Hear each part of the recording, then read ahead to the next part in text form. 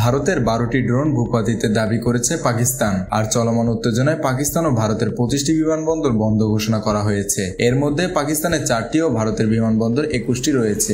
নাগরিকদের একজোট থাকতে মোদির বার্তা সর্বদলীয় বৈঠকে জানানো হয়েছে। আর জাতির উদ্দেশ্যে ভাষণে শেহবাজ প্রতি ফোঁটা রক্তের প্রতিশোধ নেওয়ার ঘোষণা দিয়েছেন। পাকিস্তানের আন্তঃবাহিনী জনসংযোগ দপ্তরের মহাপরিচালক লেফটেন্যান্ট জেনারেল আহমেদ শরীফ চৌধুরী বলেছেন, পাকিস্তানের সশস্ত্র বাহিনী সতর্ক অবস্থানে আছে এবং এখন পর্যন্ত বিভিন্ন জায়গায় 12টি হারব ড্রোন ভূপাতিত করেছে।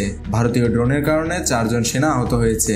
লাহোর, এটক, গুজরানওয়ালা, চাকওয়াল, রাওয়ালপিন্ডি, বাওয়ালপুর, মিয়ানো, চর এবং করাচির কাছে এসব ড্রোন ভূপাতিত করা হয়েছে বলে দাবি করেন তিনি। তবে এসব ড্রোনের বিষয়ে ভারতের পক্ষ থেকে এখন পর্যন্ত কোনো মন্তব্য পাওয়া যায়নি। কাশ্মীরের পেহেলগামে হামলার প্রতিশোধে পাকিস্তান ও দেশটির আজাদ কাশ্মীরে ভারতের হামলার পর সীমান্তবর্তী রাজ্য রাজস্থান ও পাঞ্জাবে জারি করা হয়েছে ব্যাপক সতর্কতা। সেখানে পুলিশ সদস্যের সব ছুটি বাতিলের পাশাপাশি জনসমাবেশে নিষেধাজ্ঞা জারি করা হয়েছে। মূলত সম্ভাব্য যে কোনো রকম পরিস্থিতি সামলাতে সর্বোচ্চ প্রস্তুতি নিচ্ছে রাজ্য দুটির প্রশাসন। এদিকে ভারত পাকিস্তানের চলমান উত্তেজনার মধ্যে দেশ দুটির কয়েকটি বিমানবন্দরের কার্যক্রম স্থগিত করা হয়েছে। পাকিস্তানের বিমানবন্দর কর্তৃপক্ষ জানায়, ইসলামাবাদ, করাচি, লাহোর ও শিয়ালকোট বিমানবন্দরের কার্যক্রম সাময়িকভাবে বন্ধ করা হয়েছে। পাকিস্তানের বিমানবন্দর কর্তৃপক্ষ এক বিজ্ঞপ্তিতে যাত্রীদের সর্বশেষ তথ্যের জন্য সংশ্লিষ্ট এয়ারলাইনগুলোর সঙ্গে যোগাযোগ বজায় রাখতে অনুরোধ করেছে। অন্যদিকে ভারতের উত্তরাঞ্চলের কমপক্ষে 21টি বিমানবন্দর আগামী 10 মে পর্যন্ত বন্ধ রাখার নির্দেশ দিয়েছে দেশটির সরকার। বন্ধ রাখা বিমানবন্দরগুলো ভারত শাসিত জম্মু কাশ্মীর ছাড়াও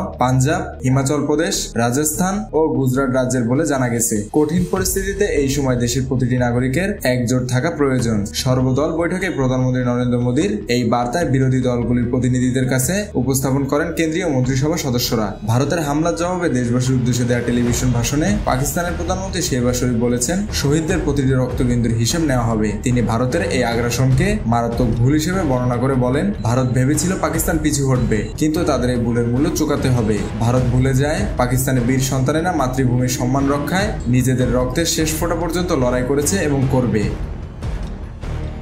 মেহেদী হাসান বাপ্পি, খুলনা গেজেট।